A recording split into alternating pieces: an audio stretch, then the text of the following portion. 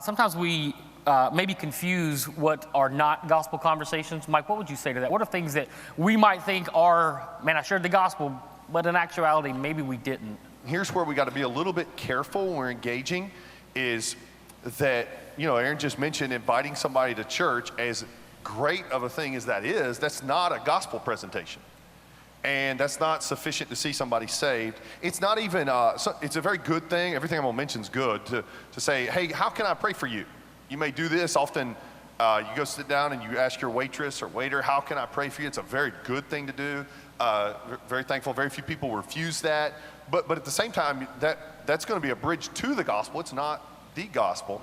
And then the last one I think that's probably the most confusing we get into is that defending a biblical truth is not a gospel presentation.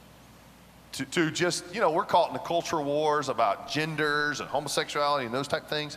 Just because you convince somebody that, let's say, homosexuality is a sin, to practice homosexuality is a sin, they're not saved.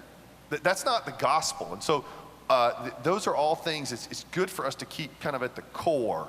It's easy to get distracted in the conversation from that. But at the core, we need to be on the gospel because that's what's going to save. That has the power, Romans 1, we believe the power of the gospel is what saves. And so that's where we want to make sure we give that power in the conversation. I've been in a conversation with a guy before, and an hour and a half into it, we've talked about everything else. I said, hey man, can I just take a second and share this with you? Just pause, because I knew that's what had the power when I shared it.